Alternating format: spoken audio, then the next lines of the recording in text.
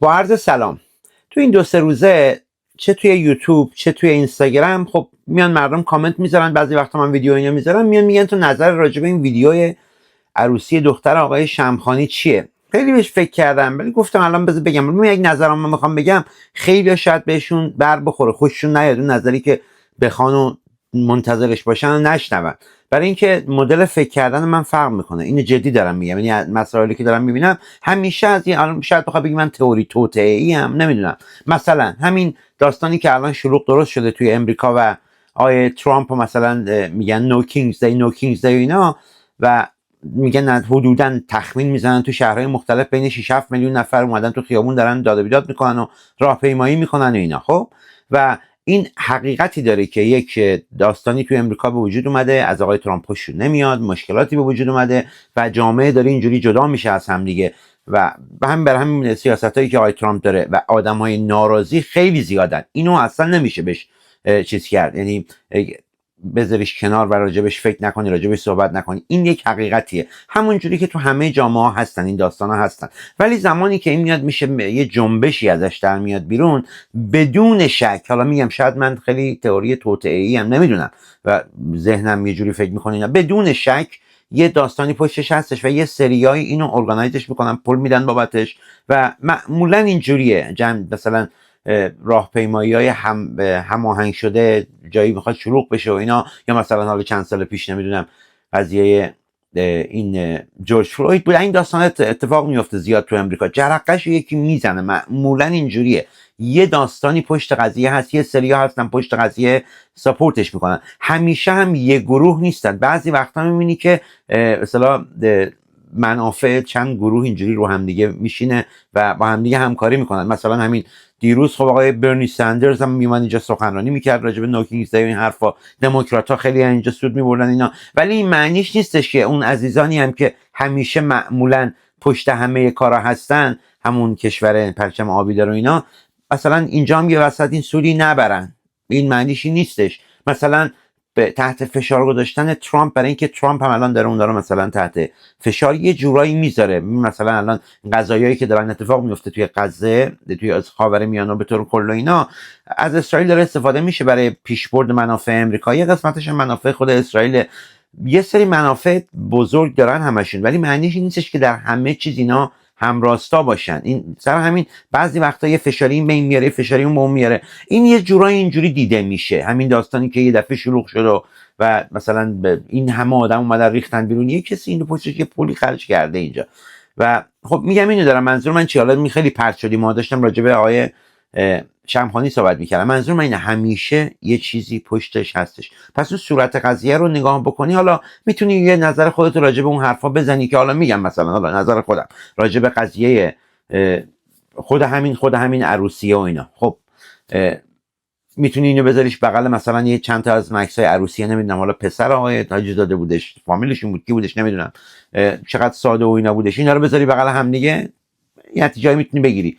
یه کدومشون حالا بالاخره مثلا حالا موشکی رفت به سمتش و خورد و مثلا شهید شد، شمخانی هم به سمتش تیری شلیک کردن، حالا بالاخره کار خدا بودش که ایشون جون سالم به در ببرن از اون قضیه. ولی در هر صورت میگم خب اینا رو میشه بذاریش کنار هم دیگه، ببینی که یه نفر مثلا چقدر راحت زندگی میکنه، چقدر ساده زندگی میکنه، یه نفر ساده زندگی نمیکنه. یعنی ولی همه اینا رو که بازم نگاه بکنی، بازم معنیش این نیستش که اون هدف اصلی کار همینا بوده. اون میتونه هدف دیگه ای داشته باشه. ولی خب بیشتر مردم چیزی که دارن نگاه میکنن این عروسی لاکچری که این داره و به اصطلاح البته زن و مردم سوا بودن، زن و مردشون هم مثلا اینکه با هم نبودن. خود آقای شمخانی رفته بود اینجا پیش اون زنا، هیچ کدومشون هم روسری سرشون نداشته بودن. خب اون دخترش هم که حالا مثلا لباسش خیلی مثلا حالا باز بود و این حرفا، این چیزا رو نشون میدن. عروسی گرونی بود که خب همه اینها با اون سیره مثلا حکومت حضرت علی زمین تا آسمون فرق داره، یعنی در اون راستا نیستش. اینا رو بخواید نگاه بکنیم، افراد دیگه هم هستن که حالا سردارای دیگه هم هستن، یا حالا آدمای دیگه هم هستن که اونا هم حالا میتونی زندگیشون هم بذاری کنار هم دیگه. میبینی خب اونا حالا خیلی هاشون شاید بیشتر نزدیکتر باشن در همین زندگی حضرت علی، نون و خرمایی، نون و شیر و خرما و نمک و از این حرفا. خب اینجوری میشه نگاهش کرد. ولی خب مثلا حالا مثلا خود منو بخوام بگم، حالا من پول ندارم اگه مثلا میخوام برای دخترم عروسی بگیرم همچون عروسی بگیرم، ولی اگه داشتم احتمالاً عروسی دختر منم همون ریختی بودش، همون جا بودش، همون مکان بودش، اونجوری بودش. یعنی در چیزی نیستم که بخوام کسی قضاوتش بکنی بگی اینجوریه اونجوریه. حالا اون پولا رو حلال به دست آورده، حلال به دست نیاورده، اون خودش یه بحث دیگه است. بعد حالا حلال به دست آوردی، حلال به دست نیاوردی هم باز اون یه داستان دیگه است که حالا مثلا آیا یه کسی که مثلا وضعش اینقدر خوب باشه و علاقه به پول داشته باشه اصلا میتونه مثلا در حالت حکمرانیش همون حالت عدل رو بهش نگاه بکنه و مثلا درد دل اون آدم فقیر جامعه رو بفهمه، هرچند حالا پولت هم حلال به دست آورده باشی، این تیکشو به هیچ عنوان نمیتونی قضاوت بکنی مردم. حالا خیلی هم میان اینجوری نگاه میکنن میگن یارو دزده، شاید باشه شاید هم نباشه، نمیدونی شما. ولی خب این چیزایی که میشه بهش نگاه کرد. ولی در کل اگه بخوای با ذهنی که من جوری که نگاه بکنم، اینو من قسم میخوام بخورم بهتون بگم، این چیزایی که میاد بیرون اصلا من نمیبینم. یعنی اون چیزا اون قسمتش اصلا ذهن منو تحلیل نمیکنه که حالا این یا دخترش لخته یا لخ نیست یا روسری سرش یا روسری سرش نیست. سعی میکنم ببینم که داستان چی است، کجا آب میخوره، و این 100% از یه جایی داره آب میخوره دیگه. حالا جنگ قدرتی هستش و به هم دیگه حالا دارن یه موقع میبینی پاس گل دارن میدن، یه موقعی دارن به هم دیگه میزنن، یه موقع این همش بازیه، نمیدونیم. ولی در هر صورت این داستان الان اینجاست، اینجوریه دیگه. و میخواستم بگم که نظرم راجع به این کل قضیه چیه. تمام قضیه رو پشتش نمیدونیم، نکسم مال مثلا یه 2 سال پیش بود عروسیه، مثل این که به هر دلیلی الان سعی کردن که اینو روش بندازن. 1000 تا دلیل میتونه داشته باشه، یا اینکه حالا مردم یه ذره راجع به این صحبت کنن فعلا، یا اینکه واقعا جنگ قدرتی باشه، حالا این به این یک چیزی گفته، این میخواد واسه اون دندون نشون بده، اون واسه این دندون نشون میده. اینشه که واسه که تحتوش در بیاد، نه اینکه حالا چه جوری مثلا دوست داشته حالا لباس بپوشه لباس نپوشه. اونم نکتهش فقط همونیه که بهتون گفتم که مثلا اگر که دم از حضرت علی و حکومت حضرت علی میزنی، حضرت علی بالاخره اینجوری نبود و اصلا علاقه هم به پول و اینا نداشته.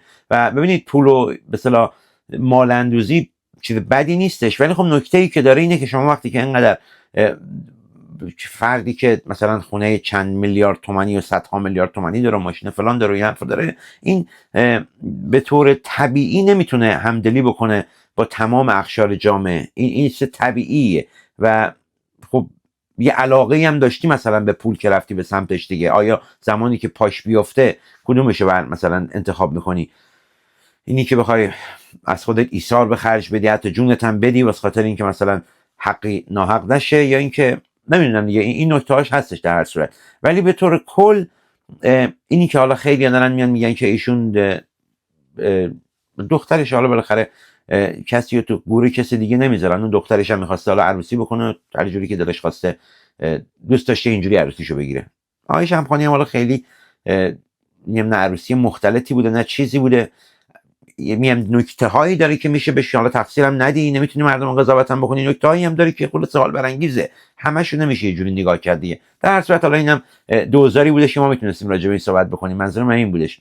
و بعضی که سعی کنی فقط یه جوری باز نگاش بکنی قضایا رو دیگه. افراد دیگه هم مطمئنم هستن که خیلی چیزای بدتر از این دارن، خیلی کارهای بدتر از این هم کردن، و واقعا اگر که بدترین چیزی که از آقای شمخانی بشه در بیاری و اینا این باشه، حالا من که حالا خدا رو شکر میکنم که حالا یعنی خوبه، خیلی بدم نیستش. اگه بدترین چیزی که مثلا بتونن رو کنم واسه کسی تا تمام اصلا مسئولان یعنی همچین در همین حد باشه، بد نیستش، اتفاقا خیلی هم چیز بدی نیستش. ولی خب اونجاش ترسناک میشه مثلا بعضی شاید کارهای خیلی بدتری هم کرده باشن، نمیدونیم. حالا در هر صورت ممنونم ازتون بابت گوش کردن به این ویدیو کوچیک منده. همین خدای بزرگ میسپارم تا ویدیو بعدی.